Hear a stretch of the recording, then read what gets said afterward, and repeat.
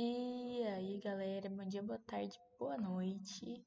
Bom, meu nome é Eduardo Ferraz e eu tô aqui hoje para poder falar para vocês um pouquinho sobre o teste dos sinais por postos, ou melhor, teste de Wilcoxon. Ele é conhecido por essas duas formas. Agora a gente vai falar um pouquinho vai dar uma introdução, um pouquinho de teoria, aí depois a gente vai desenvolvendo e depois no final a gente vai fazer uns exercícios para poder fixar melhor. Bom, enfim, o teste de Wilcoxon, ele substitui o teste T de Student para amostras pareadas, quando os dados não satisfazem as exigências do teste T de Student. Bom, ele foi também desenvolvido por Wilcoxon, né, obviamente, em 1945, e baseia-se nos postos das diferenças entre os pares. Esse teste é um método não paramétrico para a comparação de duas amostras pareadas. Tá bom, gente? Agora a gente vai falar um pouquinho sobre esse teste, tá? A prova de Wilcoxon provavelmente é a prova não paramétrica de contraste de médias com dados relacionados de maior utilidade em pesquisa educativa. Então, a gente pode ver que é bem utilizado, né? E bem eficaz, né? Esta prova dá um peso maior às diferenças grandes entre cada par de pontuações. Quando as suposições paramétricas estão atendidas, a eficiência do teste de Wilcoxon, gente, é de cerca de 95%, ou seja, muito eficiente, né? Tanto para pequenas quanto para grandes amostras. Bom, o objetivo, agora a gente vai falar sobre o objetivo do teste de Wilcoxon. O objetivo é comparar as performances de cada sujeito ou para sujeito ou das amostras, né, no sentido de verificar se existe diferença significativa entre os resultados nas suas situações. O teste da hipótese da igualdade entre os grupos é baseado na soma dos postos das diferenças negativas e positivas. Esse teste é para dados pareados, ao invés de considerar apenas o sinal das diferenças entre os pares, ele também considera o valor dessas diferenças. Ou seja, sendo assim, ele é um teste não paramétrico mais poderosos e mais populares, vamos dizer assim, né? Se é que vocês me entendem. Bom, gente, agora a gente vai falar um pouquinho sobre os passos para as amostras pareadas. Os resultados da situação A são subtraídos dos resultados da situação B, ou seja, a gente tem uma amostra e tem os resultados lá dela, e temos outra amostra e temos o resultado dela, a gente vai e subtrai a primeira amostra pela segunda. A diferença resultante, que a gente vai chamar de D, é atribuído o sinal de mais, ou, caso seja de negativo, o sinal de menos. E são coisas básicas. Bom, essas diferenças são ordenadas em função da sua grandeza, ou seja, do seu módulo, ou seja, ainda independente do seu sinal positivo ou negativo. Bom, o ordenamento assim obtido, que a gente vai ter, né, substitui então os valores originais pelo posto que ocupa. Ou seja, a gente vai dar seu posto, né? 1, 2, 3, 4, 5, né? E assim por diante. Na escada ordenada é apresentado separadamente para os resultados positivos e negativos. Bom, a gente deve considerar também se a diferença for igual a zero, a gente vai ignorar esse posto, tá, gente? Após isso, a gente vai achar a soma dos valores positivos e a soma dos negativos. O menor dos valores a gente vai dar o valor de uma estatística que vai se chamar T, no caso, T de teste, né? Teste de Wilcoxon, né? Tudo bem. Enfim, que pode ser consultada em uma tabela de significância apropriada para isso. Bom, então a gente deve considerar que N é o tamanho de amostra, mas nesse caso a gente vai atribuir que será o tamanho menos aqueles que a diferença for zero, né? Porque como a gente, na hora de ordenar os postos, tirou aquele que a diferença era zero, então aqui também a gente não vai considerar, ok? Com isso, a gente vai na tabela, verifica a significância em razão do tamanho da amostra. Então, se T for menor ou igual que o número obtido naquela tabela, a gente vai rejeitar a hipótese nula. Mas, se ele for maior, então a gente vai aceitar a hipótese nula. E a gente pode só chegar nessa conclusão se o N for menor ou igual a 30. Ou seja, se a gente considerar o valor crítico T encontrado na tabela. Se for maior que 30, a gente vai usar outro método, certo? Que no caso é esse daqui, estatística de teste para n maior que 30, a gente vai considerar o valor crítico de z, né? Aí a gente vai ter o t aqui, vai subtrair e vai dividir, né? Igual tá nessa fórmula. Agora a gente vai falar um pouquinho sobre o teste para amostras independentes, né? Teste da soma de postos de Wilcoxon para duas amostras independentes. A base do processo utilizado no teste de postos de Wilcoxon é o princípio de que, se duas amostras são extraídas de populações idênticas e os seus scores ou rankings, né, os seus postos, são dispostos em uma sequência única, combinada de valores, então os postos altos e os postos baixos devem situar-se juntamente entre duas amostras. Bom, se os postos baixos predominam em uma amostra e os postos altos predominam na outra, então a gente suspeita que as populações não sejam idênticas. Tá bom, gente? E, bom, agora vamos falar um pouquinho sobre os passos para essas amostras independentes, né? Para esse teste, a gente deve primeiramente colocar em ordem crescente todos os dados amostrais, ou seja, a primeira e a segunda. Né? Se a gente tem duas amostras, a gente vai colocar em ordem crescente as duas juntas, né? A gente deve ordenar em função dos postos, né?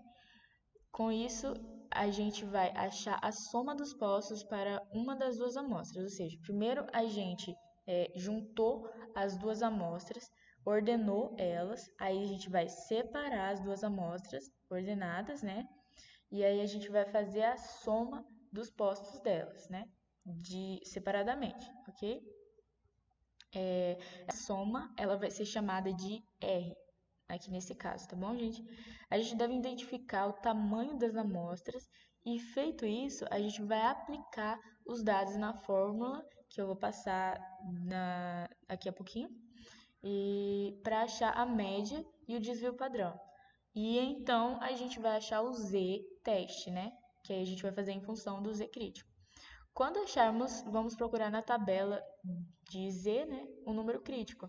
E se esse teste estiver na região crítica, então a gente vai rejeitar a hipótese nula. Caso contrário, a gente vai aceitar a hipótese nula, tá bom, gente? Bom, essa daqui é a fórmula que a gente vai utilizar nesse caso. Para poder interpretar melhor, a gente vai ver um pouquinho da notação, né, que vai passar. Gente, uma observação. Nós usamos os valores críticos encontrados na tabela de Z, porque essa estatística ela se baseia na distribuição normal, tá, gente? Aí aqui a gente tem, ó, Z em função do R, né, menos a média e dividido pelo desvio padrão. Isso tudo de uma amostra, tá? De uma das amostras, tá bom, gente? Essa daqui é a fórmula que a gente vai utilizar. Mais pra frente a gente vê melhor. Bom, gente, aqui a gente tem a notação, né? E aqui, ó, a notação, vamos aqui comigo. N1 vai ser o tamanho da primeira amostra, tá? N2 vai ser o tamanho da segunda amostra. R1 vai ser a soma dos postos da amostra 1. E o R2 vai ser a soma dos postos da amostra 2, tá? R vai ser o mesmo que R1, né? Somas de postos para a amostra 1. Aqui depois a gente vai usar somente um dos R's e a gente vai optar pela amostra 1. Aqui a gente tem a letra grega, né, para identificar a média de R, que é a média dos valores da amostra R, né, que vai ser no caso da amostra 1, ou a amostra que a gente escolher no caso. E aqui a gente tem a letra grega representando o desvio padrão, né, dos valores da amostra R. E, bom, gente, agora que a gente já teve teoria, já aprendeu um pouquinho, já sabe os passos que a gente tem que seguir, vou dar alguns exemplos aqui para vocês, tá? A gente sabe mais ou menos como funciona, então a gente vai entender melhor resolvendo alguns exercícios, tá bom, gente? Bom, aqui a gente tem o primeiro exercício. Os dados da tabela abaixo são pares combinados de tempos em segundos, obtidos de uma amostra aleatória de crianças às quais foram dados blocos com a instrução de construir a torre mais alta possível. Esse procedimento é usado para medir a inteligência de crianças. Use o teste de postos com os sinais de Wilcoxon e um nível de significância de 0,05 para testar a afirmativa de que não há diferença entre os tempos da primeira e da segunda tentativa. Ok? Bom, aqui a gente tem a tabela, então, né? Com os dados, né? Como já foi dito. Então, primeiramente, o que a gente vai fazer, gente? A gente vai identificar a hipótese nula e a hipótese alternativa. Bom, ali ele já fala, né, que a afirmativa é que não há diferença entre os tempos. Então, a hipótese nula vai ser não há diferença entre os tempos da primeira e da segunda tentativas. E a hipótese alternativa vai ser ao contrário. Há uma diferença entre os tempos da primeira e da segunda tentativa. Após isso, a gente vai achar a diferença entre a primeira e a segunda tentativa, tá?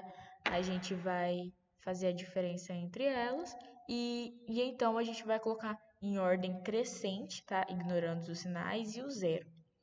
A gente vai ordenar os postos, as diferenças com valores iguais deve tirar a média dos postos correspondentes, tá? No caso, se a gente tiver 5, 6 e 7, aí a gente vai pegar, né, os postos 5, 6 e 7, se forem números iguais, aí a gente vai pegar e vai achar a média de 5, 6 e 7, que no caso vai ser 6. Então, para esses números, a gente vai atribuir só o posto 6, tá, gente? Bom, enfim, aí a gente vai escrever os postos com os sinais das diferenças, tá?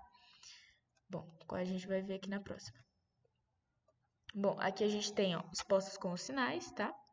Então, e os postos das diferenças, ou seja, só com o módulo, sem os sinais. Bom, a gente fez aqui a primeira tentativa menos a segunda, aí a gente teve aqui, né, as diferenças, aí a gente atribuiu os postos, né?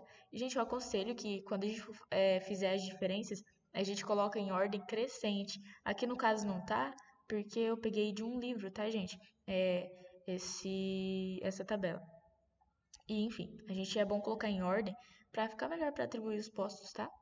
E, bom, aqui no caso deu, ó, aqui a gente tem o 13, né? O posto vai ser o 6. E aqui a gente tem o 5, deu 4,5. Por que, gente, que deu esse 4,5? Porque a gente tem outro 5. E aí, então, a gente pegou o posto que ele estava, e o posto que esses dois 5 estavam, e aplicamos a média entre eles, tá, gente? Bom, aí a gente vai colocar os sinais, né, nos postos, e o T a gente vai colocar como sendo a menor soma, tá? A gente vai somar, tipo, os postos que deram negativo e todos os outros postos positivos. E aí, com isso, a gente vai atribuir T para a menor soma entre eles. Que no caso aqui a gente vai atribuir para os números negativos, né, que vai dar menos 5,5, tá bom? E N vai ser o número de passos de pares, né? Menos o par da diferença que vai ser igual a zero. Que no caso aqui a gente teve uma diferença igual a zero, então a gente vai pegar todos os outros. A gente tinha aqui, ó, 1, 2, 3, 4, 5, 6, 7, 8, 9, 10, 11, 12, 13, 14, 15. 15 com o zero, com o resultado que deu zero. Aí, como tem um que deu zero, a gente vai tirar, vai ficar N igual a 14, né? O número de amostras igual a 14, tá? E se o N for menor ou igual a 30, como a gente já viu, né, a gente vai usar a tabela de T para poder responder, né? Que é uma tabela específica. Como T menor ou igual ao valor crítico, então a gente rejeita a hipótese nula. Bom, se a gente for olhar na tabela com nível de significância 0,05 e o N igual a 14, a gente vai achar um valor crítico de 21 até 84. Ou seja, o T ele tem que ser menor ou igual ao valor crítico para a gente rejeitar a hipótese nula, tá, gente? Rejeitar. No caso aqui, a gente achou o T, né? O menor T vai ser menos 5,5. Então, o T ele vai ser menor que o valor crítico. Então, a gente vai rejeitar a hipótese nula. Então, aqui no caso,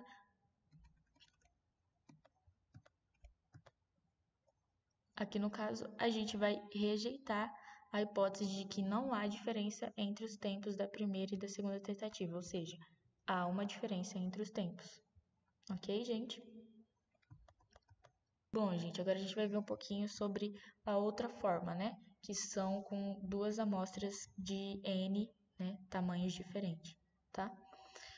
Extraem-se amostras aleatórias de confeitos MM, pesando-se os de cores vermelhas e amarelas, com os resultados que estão na tabela, com um nível de 0,05 de significância.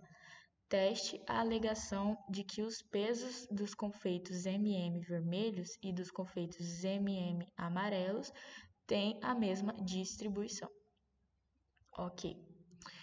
Aí aqui, ele dá aqui pra gente, né? Tirei de um livro também. Ele dá aqui os MMs vermelhos, suas gramas, e os MMs amarelos, suas gramas. Nesse livro que eu tirei, gente, ele já tinha atribuído os postos, tá? Pra ficar mais fácil aqui pra gente. E já tinha determinado o tamanho, né? E da primeira e da segunda. Aqui, o que foi feito? Vamos relembrar. A gente pegou e colocou, juntou os MM vermelho com os MMs amarelo, colocou em ordem crescente, tá? A gente juntou as duas amostras, colocamos em ordem crescente e com isso determinamos o valor de seus postos, tá? Por isso que o posto 1 tá aqui no amarelo, o posto 2 tá aqui no vermelho, porque a gente juntou tudo. E aí, então, depois, com os postos feitos, a gente separou eles novamente, com os seus devidos postos, tá bom, gente? Aí a gente contou o tamanho da amostra 1, né, dos vermelhos, que vai dar 21, e o tamanho da amostra 2, que vai dar 26. R1, gente, vai ser a soma dos postos da primeira amostra, tá? Como a gente já mostrou lá naquela notação, que vai dar 469,5. O R2 vai ser a soma dos postos da segunda amostra, que vai dar 658,5, tá bom, gente? E, bom, com isso a gente vai determinar a hipótese nula e a hipótese alternativa. Nesse caso, né, como foi dito aqui, né, a gente vai testar a alegação que os pesos dos confeitos vermelhos e dos confeitos amarelos têm a mesma distribuição. Com isso, a gente tem a hipótese nula. Vermelhos e amarelos têm pesos com populações idênticas. E a hipótese alternativa vai ser ao contrário, né? As duas populações não são idênticas, ok? Ou seja, os pesos não são idênticos. A gente vai escolher a soma dos postos de MM vermelho, tá, gente? Que a gente, no caso, o R, lembra que eu falei lá no começo? O R, ele vai ser o Rzinho, o R1, no caso, que vai ser da amostra 1, tá? Aí aqui a gente vai pegar, que no caso não faz tanta diferença, gente, se a gente pegar da amostra 1 ou da amostra 2. Mas é melhor, vamos dizer assim, pegar da menor amostra, para ficar mais fácil. E aqui a gente vai fazer a média do R, tá, gente? Vamos fazer a média, temos aqui, né, a anotação certinho, temos a fórmula, vamos aplicar, né, a fórmula, ó, 21 aqui como sendo, né, o tamanho da amostra, né, da amostra 1. Faz o 21 mais 26 mais 1, que faz parte da amostra, o N2 vai ser o 26, né, que é o tamanho da amostra 2. E aí a gente vai ter a média, que vai ser igual a 504, gente. A média de R, tá? Aí a gente vai ter que descobrir o desvio padrão para depois fazer o R menos a média sobre o desvio padrão. O desvio padrão aqui nesse caso vai dar 46,73. A gente vai fazer então o R menos a média, que vai dar 469,5 menos 504 por 46,73. Com isso, a gente tem um valor de Z que é igual a menos 0,74. E aí, a gente vai ter que fazer esse Z aqui a gente vai chamar de Z-teste. Aí a gente vai lá na tabela, né, do Z crítico mesmo e encontrar, né, o valor com a significância de 0,05, né? A gente vai encontrar lá o valor, que nesse caso aqui a gente vai encontrar um valor de 1,96, tá, gente?